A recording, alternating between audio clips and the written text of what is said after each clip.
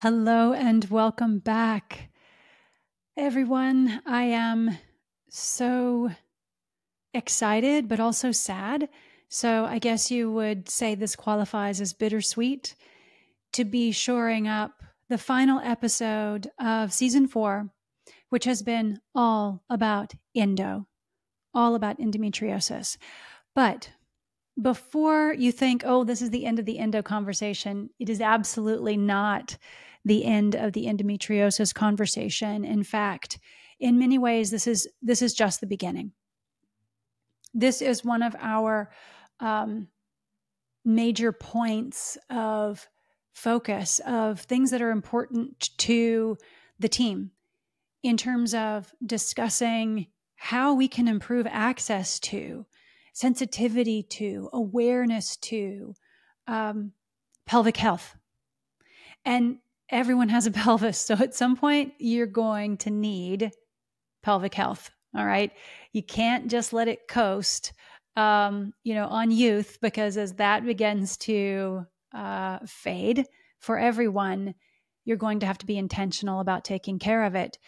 And there are so many complex, layered things that happen. So, yes, it's bittersweet to be finishing up this season, but also this is a new beginning to discuss all of the things, all the variables, all the complicated parts and pieces about people who struggle with endometriosis, about people who struggle with pelvic pain, and they've been dismissed, whether it is medical gaslighting or medical misogyny or whatever label that you identify with. That's what's important, is putting an end to that and basically liberating you, your health, your voice, totally your pelvic floor. So yeah, it's bittersweet, but this is also the beginning. So welcome back. Welcome back to the pelvic floor for this last episode. Now, in the previous, or part 1, where it was just me flying solo, I shared my framework for treating endo with an integrative, whole person approach. And today it's all about you. I'm going to be answering your questions live about surgery, pelvic floor therapy, daily life with endometriosis, and everything in between. Because your questions don't just matter. They are literally shaping the future of care and advocacy. So before we get started, I want to kind of anchor you in the flow first. This is what's coming. We have questions from multiple people, from people with endo, from doctors who treat endo, or they don't specialize in endo, but they have, curiosity and questions about how to better do it. The categories kind of fall into self-advocacy. That's one. Gaslighting. That's another. Queer, neurodivergent, trans care. Hey, what does that look like? It's a good question. How about care? Also, here's another category.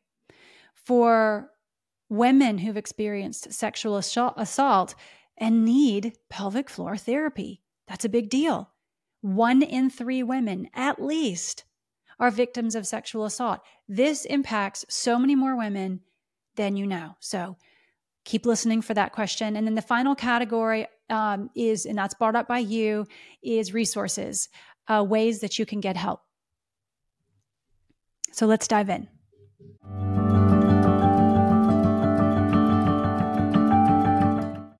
All right, our first question comes from Jamie. We're going to play that question for you now. Hi, Ginger. This is So She's Believed. Thank you so much. I'm going to try to make this succinct because I do get cut off. My question is, we know endometriosis is a whole body disease, so why do these specialties not talk to one another? I have about 12 doctors involved in my case and all of my complications. None of them talk to one another. And I was asked yesterday, so who's spearheading this? And I didn't have an answer. I said, I am. because my last surgeon says, you're no longer my patient because your GYN organs are gone. Yes, you took them. Where do I go now? No one talks. I make a very long story short. I ended up in vascular, which I find interesting because the vascular surgeon I went to is actually trying to make ways, finding a connection between the whole body portion, between endometriosis, POTS, HEES, mast cell activation, Nutcracker syndrome, and how they're all connected and why they're connected.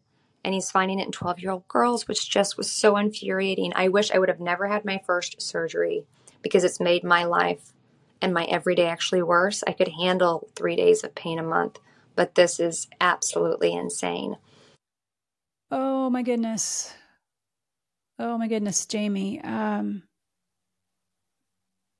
who goes by, or in parentheses had put, so she is believed. So I want to include that part too. So relevant to suffering with endometriosis because let's just face it, many times you are not believed. So first I want to start out by saying, I wish I could just like reach through and give you a giant hug if that is something that is comforting. Those 20-second, oxytocin releasing hugs that give you safety, that sense of safety that you have someone to lean into. So I wish I could do that. So just know that I'm doing that kind of energetically and meditatively. She had mentioned having 12 doctors involved in her endo case and none of them talking to each other. And Jamie, you're right. Endo is a whole body disease. Why aren't these people talking to each other? I also want to reflect back on a couple of other things you said about wishing you never had your first surgery. And I wish I could know the circumstances of that. Was it ablation? Was it really excision? Was it true excision? I have too many patients come to me whose providers, whose surgeons say that's inoperable. That's not true. So I hope that, and I'm assuming, I don't ever want to assume, but based on your story, that perhaps that first surgery didn't go the way it should have. Also, to have your GYN say you're not their patient anymore because your reproductive organs are gone is horrible and something that I want to address directly. So let me get started. First of all, I want to recognize your frustration and isolation. It is so common for that to happen. And I hate to have to say that. I really do. It shouldn't be. I hear your frustration. I hear your grief and everything you've just shared. You've basically had to shoulder the burden of coordinating care for a disease that is truly whole body, and that should not fall on you. You are supposed to be able to go into a system, a healthcare system, that is a sanctuary, that is a safe space, that you are trusted to tell your own story, that you are believed, that story is believed when you do tell it. And I'm just here to say that's not what usually happens if you don't find the right providers. But the good thing is there is a second half to that phrase. If you do have the right providers, you can find that. And that's hard. That's hard. That also shouldn't fall on you to be able to vet, a surgeon to know if that's a surgeon for you or if that's the therapist for you. So I just want to acknowledge that first. The regret about your first surgery and the way your doctor dismissed you, saying you weren't their patient anymore after your reproductive organs were gone, those are real wounds. It makes total sense that you should feel abandoned and angry. And if you have feelings of anxiety or depression, that is not a weakness. That's a result of being in a system that doesn't know how to handle and hasn't cared enough to handle your complex healthcare needs that you deserve care for. And therefore, they're more than willing to just saddle you with a mental health diagnosis, but you have a real health condition, right? So the truth is really, this isn't just your story. It's a systemic problem. Endometriosis is easily one of the most siloed conditions in medicine today. And you're absolutely right. It affects the entire body, but most physicians are trained very narrowly. Most therapists are trained quite narrowly within their own specialty. Gynecologists are going to look at reproductive organs, GI, they're going to look at the bowel and, system. Urologists, in the bladder, and pain specialists often end up looking at, nerves and pharmacology to treat it. Very, very rarely do they step back and say, how is all this connected, right? And in our system, there isn't one role automatically designed to coordinate it all for endo. So patients like you end up having to be the case manager. Not fair and also not appropriate. So what you're pointing to is exactly why advocates and clinicians are pushing for team-based whole person endo care. Your story illustrates what happens when continuity of care breaks down or doesn't exist at all, and procedures like ablation get prioritized over true excision and true rehabilitation services. But there's hope. There's hope. There are providers, pelvic health PTs, integrative and functional medicine practitioners, and MIGS-trained excision specialists or gynecologists and surgeons who are willing to collaborate and collaborate across silos. I want to take this a step further, though, and encourage you to look for pelvic health PTs who are trained as primary care providers. This is not a new concept, but it is one that is being legislatively recognized across the United States now. Some states are passing legislation and position statements with their professional organizations that recognize physical therapists as primary care providers across the lifespan for musculoskeletal and neuromuscular conditions. This means they can be that case manager, right? They do exist. I do it. I've been doing it. Others do it. They can help spearhead your endo team. They can help you intentionally choose providers who respect your lived experience and who will communicate with one another when asked to. They will direct you towards trusted providers who don't live in that silo. And even though we all do have a silo of specialty, we are supposed to communicate. That is our job. And so those providers who don't communicate and they don't provide continuity of care, they're frankly not doing their job. So a primary care pelvic PT can also lessen your isolation and your decision fatigue. They're going to point you towards literature, articles, scientifically, evidence-based structure and literature that will help you choose the right treatment and the right provider at the right time. That is what I consider my job to be, what I do day to day in the clinic, and it is what others should be doing for you as well. I just want you to know you don't have to manage this alone. But the fact that you have been is a freaking testament to your resilience. And what your doctor said, or your former doctor, hopefully you fired them, that, quote, "you're not my patient anymore," is a symptom of a broken system. It is not a reflection of your worth. You deserve care that is integrated, compassionate, and coordinated. And your voice in naming these gaps is part of the change that needs to happen. So I want you to feel good about moving forward because you are being part of that change.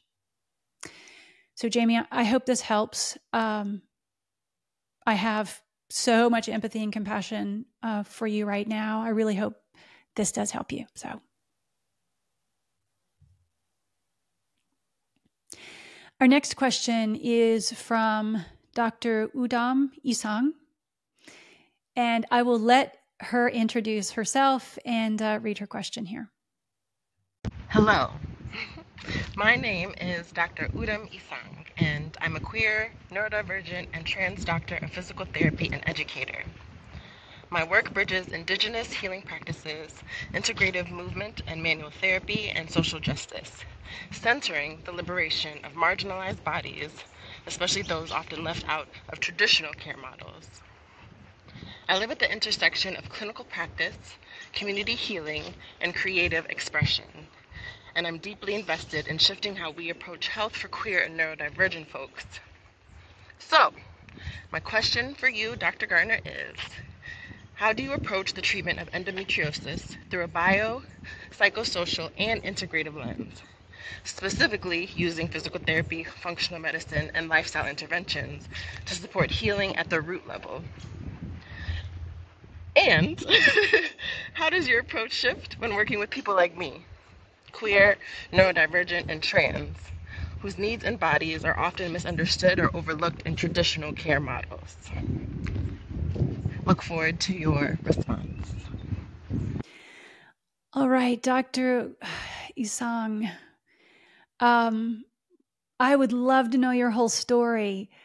You know, we got your how you identify, the labels that we assign ourselves on the planet to be able to like commune and create community and connection with other people. And I just wish I could know your whole story, because I can already hear the strength and determination and resilience in your voice. So first of all, I'm in awe. Second, love your question. Love it, love it, love it. I just want to start by affirming the importance of this question. And if I could shout it from the rooftops along, but beside you, which kind of in a way this podcast is, then, that's what we're doing here. It's a really important question. I'm glad you asked it. It highlights something I think about constantly. And that's how identity and lived experience intersect with healthcare, especially in endometriosis, which is already it's already a condition that carries so much trauma, right? Endo is already a condition that carries so much trauma. And then you add struggling with, being acknowledged and respected for how you identify yourself after that. So to start, to answer your question, the first part was about how I use a biopsychosocial framework. I feel so strongly about a BPS framework, a biopsychosocial framework, which is basically looking at a whole person, not just looking at their diagnosis biologically, but looking at the psychological and social aspects, as well as spiritual aspects of the person as well. I felt so strongly about it that I really lobbied hard to include that word in the title of my first book, Medical Therapeutic Yoga, all about biopsychosocial care in an integrative context, which, gosh, when I started writing it was over a decade ago, was not well accepted. Biopsychosocial care was well researched and supported in the literature, absolutely. But in an integrative and lifestyle care model, medicine model, not so much. So I've used a biopsychosocial framework my entire practice. That means I respect and use and draw on pain science, functional medicine, psychosocial support, and psychologically informed therapy, and a big basis in integrative and lifestyle medicine. All those things together I call FILM, functional, integrative, and lifestyle medicine, in that whole person, or what we medically call biopsychosocial framework. My main point that I want to make about that is, of course, I can't go into the intricacies of, how that's treated. In fact, I go through a lot of that in the previous part 1 podcast. So make sure you pop back over and listen to that, because I do spend a good deal of time going through those details. But I assume that everyone with endo has trauma, whether medical, social, relational, or otherwise. So my baseline approach is trauma-informed care. That specifically, to get a little bit more nerdy about it, is informed through polyvagal theory. I have had the good fortune of working with Dr. Stephen Porges, the discoverer of polyvagal theory. It is informed by something called caring economics, founded and created by Dr. Rianne Eisler. Those are the pillars of how I approach trauma-informed care. And to include the obvious, which is psychologically informed principles in physical therapy. So that means I'm talking about safety, choice, obvious informed consent, empowerment, collaboration, and trust. And then we have to talk about, okay, where does identity intersect with all this? here, we want to acknowledge fully that we don't ignore the unique aspects of being queer, trans, and neurodivergent. As a mother, I have intimate experience with parenting neurodivergence in my own, immediate family. And that has been, it's been earth shattering and shifting. It's been healing. It's been empowering. It has been a blessing. Like it really has. But I also don't pathologize that, right? I'm not creating a different category of care and pathologizing it because someone walks in with like they're neurodivergent or trans or queer. I don't change my fundamental framework depending on someone's identity, but I absolutely do adapt how I deliver that care to recognize their lived experience. So here's a few specifics. So queer patients, they are going to face heteronormative assumptions in pelvic health. They may actually have self-inflicted those things, not to mention, the system and sociology as well. So I make sure that I lean into open, affirming language. I check that my intake forms, history taking, and my plans of care really reflect their reality and their goals and intentions. Trans patients, for example, may have faced systemic discrimination or medical violence, and that's worth a pause. We all have to pay attention to affirming pronouns. That's like a basic thing, right?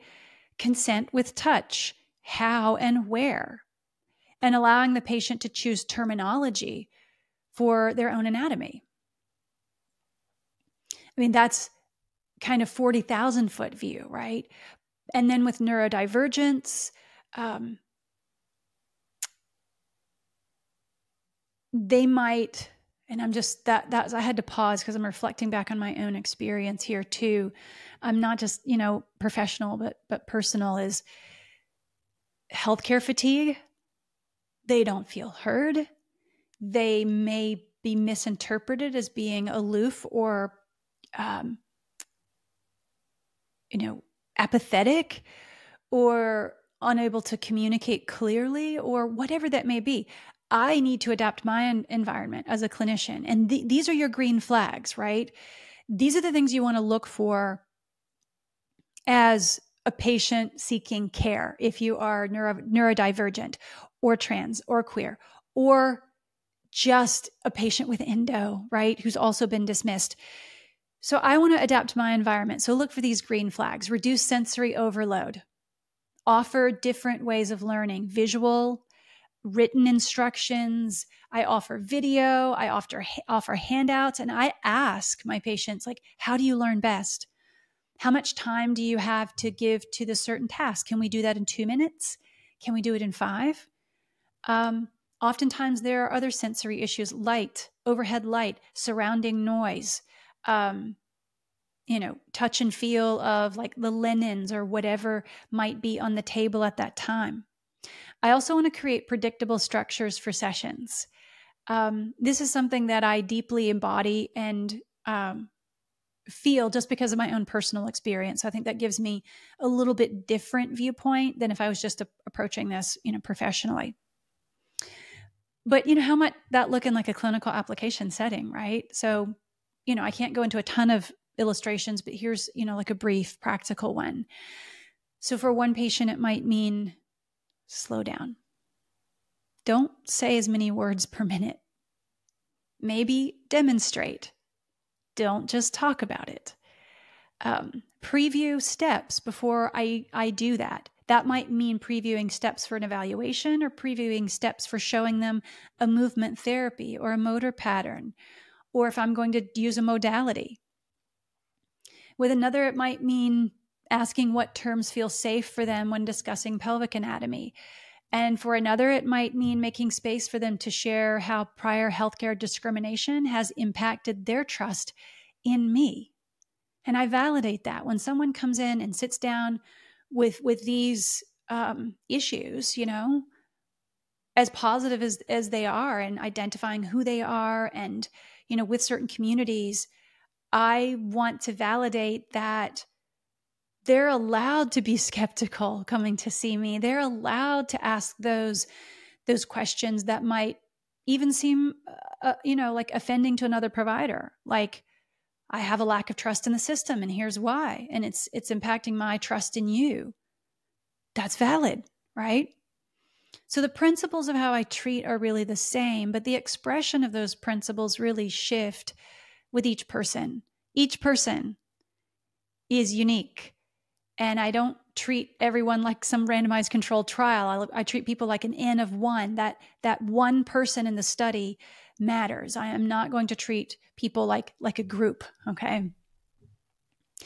And I guess just to kind of close this up, my answer is kind of no, really. I don't treat queer, neurodivergent, or trans patients with endo by inventing a whole new framework. However, I treat everyone with trauma-informed biopsychosocial care. However, there's still another caveat to that. Yes, I do adjust and change how I show up. Your identities matter. Honoring them is part of creating safety, trust, and effective care. And I will continue to shift how I show up for you as a patient, if you were my patient. I would continue to adjust. I would continue to grow. I would continue to learn, because that's the human condition, and we can all get better at that. So I hope that helps. The weight of your concern is real. Using solid evidence-based clinical reasoning that's biopsychosocial and trauma-informed is critical. We don't want to other people, right? We want to be inclusive and send that message of person-centeredness, of equity, of connectedness and inclusion.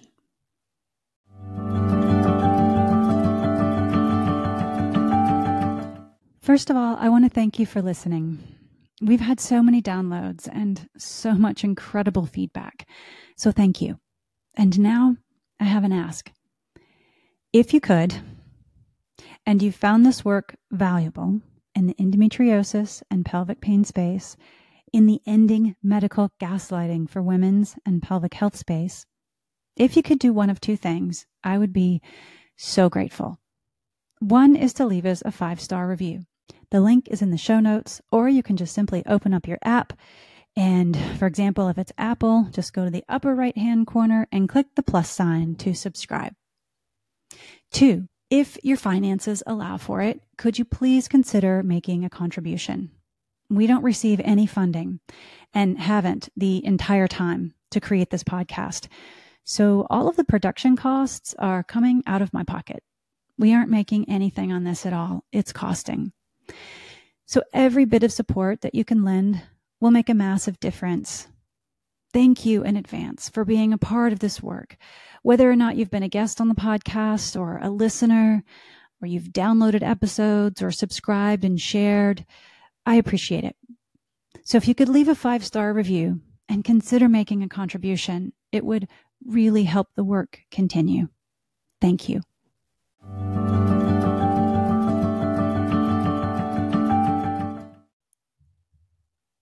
Our next question is from Sarah G. Let's hear hers.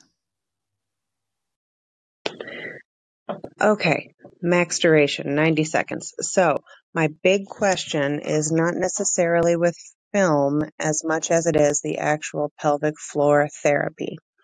I remember getting a referral for the first time after my second child, and I know that I need it for multiple reasons, mainly a connective tissue disorder that I'm having trouble with in the nether regions, to name a few. After my first child was raped when he was 1. He's now 12. I was raped by my best friend's boyfriend. I tried to press charges for a year and a half. It was a double victimization to me and my son. And for me to move on, I had to let it go. And my process for that, as unhealthy as it is to bury it deep down inside and deal with it later. I was taught that from a young age at a Russian ballet studio. I'm working on myself and my traumas, and I'm learning, but how do you encourage people to do pelvic floor therapy who are dealing with memories of sexual assault? Because I do fear someone going inside as a trigger for all of those memories. I'd appreciate any insight into that. Thanks. Whew. Sarah.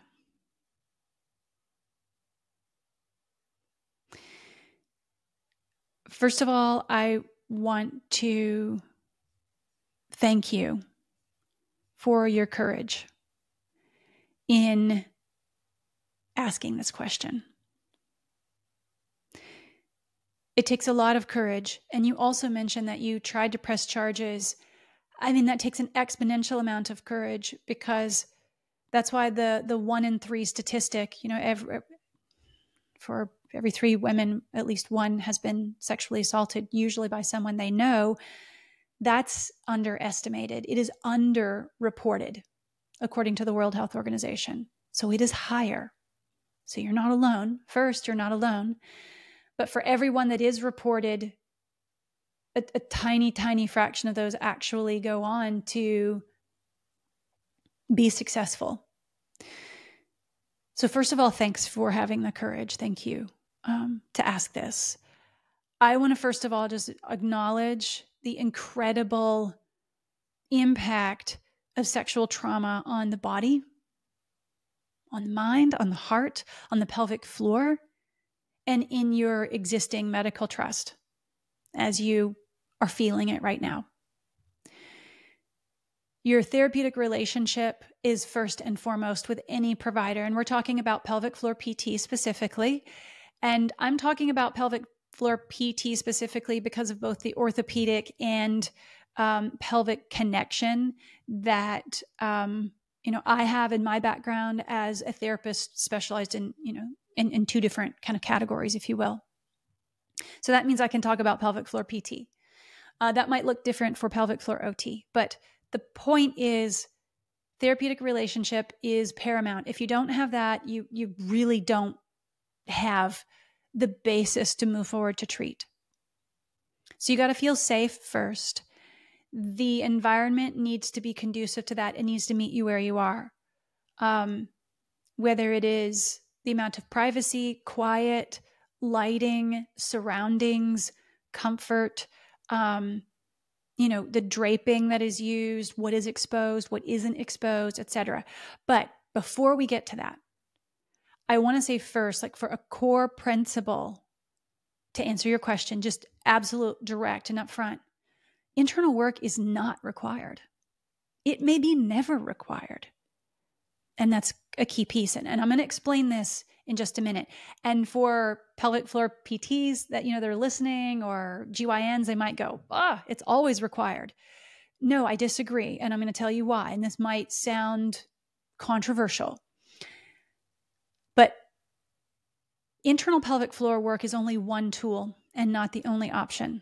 And I'm going to get to why in a minute. You as the patient are always in control. Nothing is ever done without informed consent. And I only move at someone's pace. So we only move at the patient's pace. And they should absolutely be trauma-informed trained. I'm going to say something else controversial.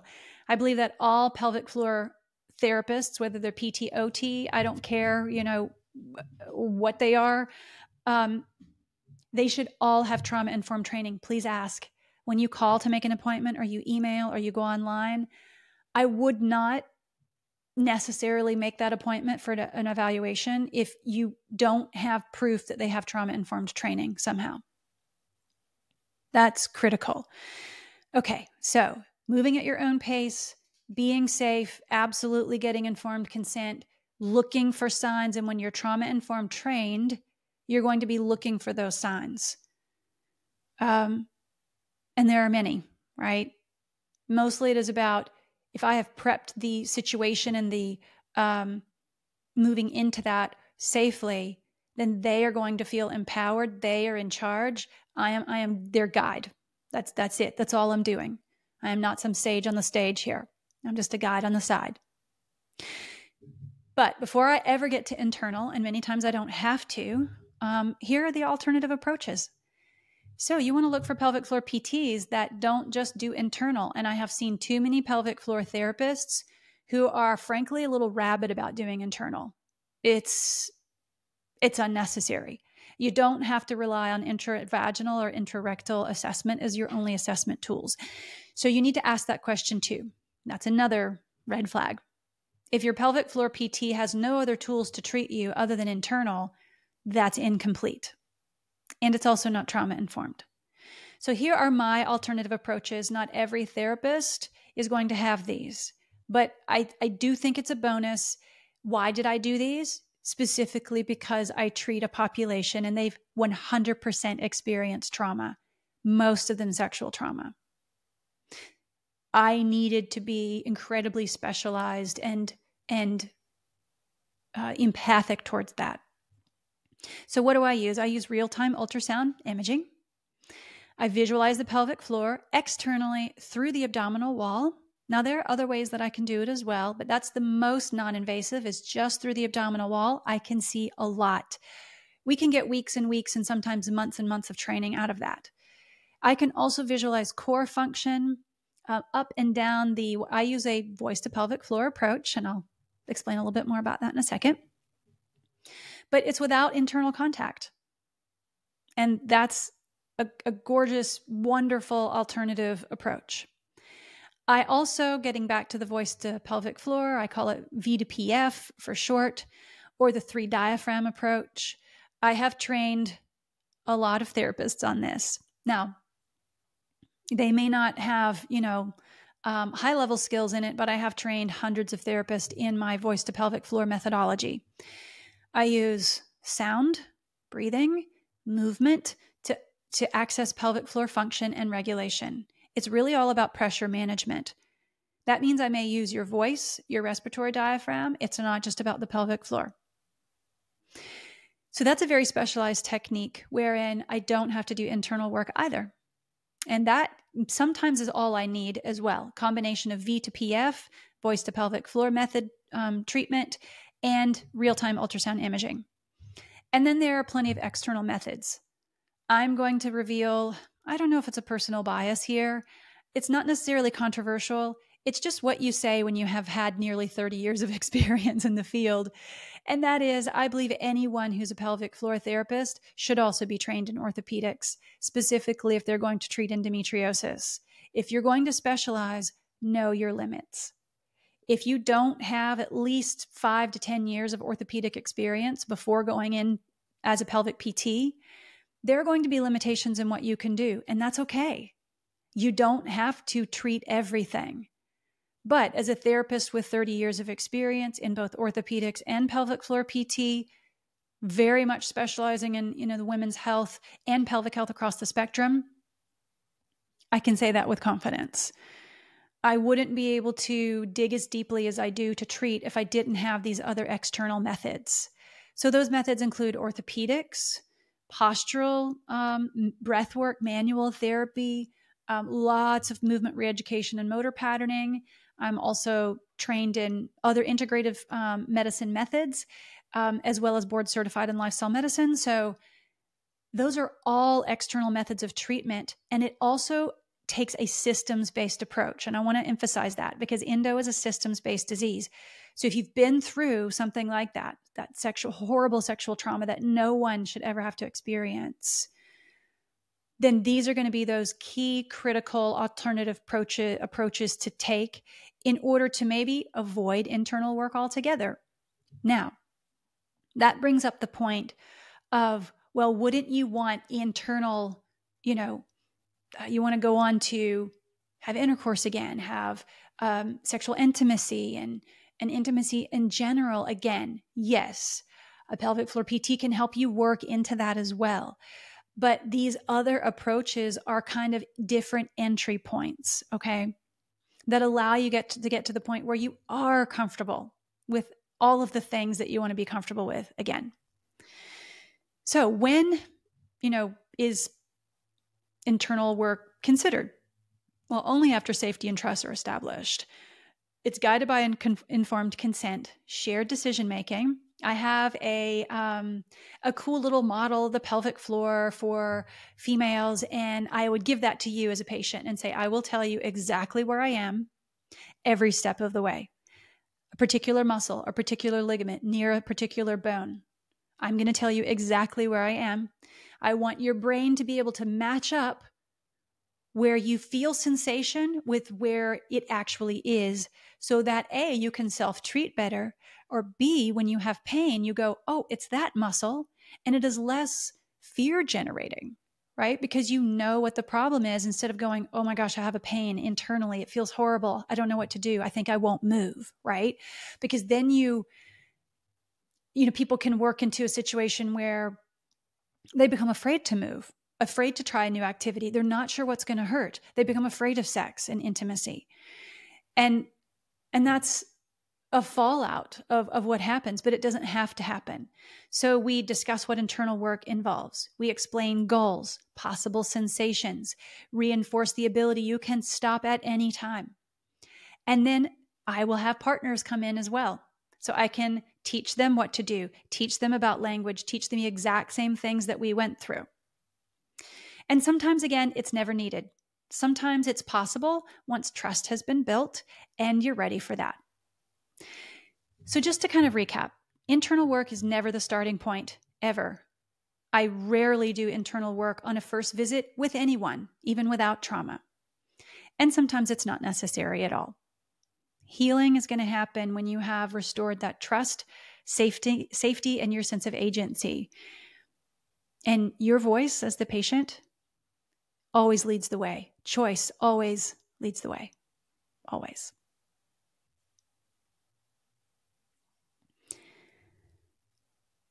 All right. Let's go into our resources section here for categories. All right. First, the question is, and these aren't live. I'm just going to read these out. These are submitted elsewhere. Hi, I want to watch the Below the Belt documentary, but I can't figure out how. It says Amazon Video, but I can't find it. And it says PBS, but there's only like 8 minutes available. What is up? All righty. That's a great question, and I get that frequently. It's why I included it. Below the Belt, spearheaded by Shannon Cohn and an amazing group of advocates, has been available for several years now, but you have to host a screening.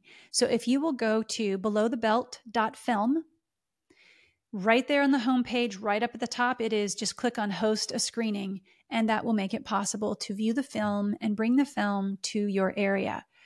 And in the fundraising that happens to host a screening, they're going to bring other resources to your local high schools to educate nurses on how to screen for endometriosis in females and people with endometriosis. So I think that's a service to the community. And of course, it's a way not to only be able to watch the film, but educate an entire region at the same time. So I strongly suggest that. Next question. Does Dr. Garner have a private practice?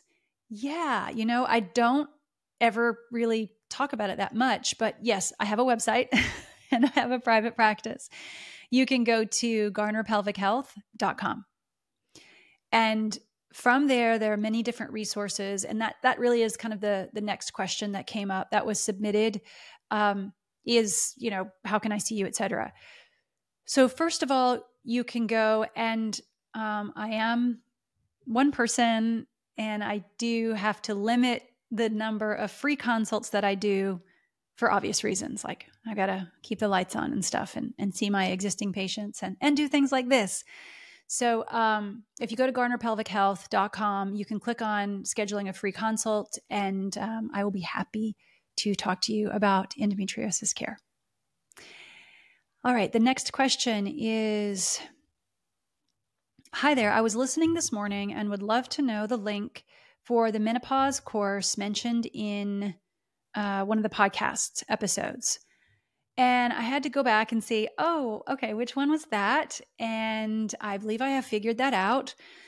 If you go to garnerpelvichealth.com, and we're going to put the links to everything that I just mentioned in the show notes. So don't worry. You won't have to like furiously scribble this down or do a Google search or chat GPT it. So yeah, the course is at the website under Learn, and then you'll just choose Courses. And again, we're going to include the direct link in the show note as well. There is a free download for that course and an interview that I did, because I always talk about the course pretty detailed before I actually launch it.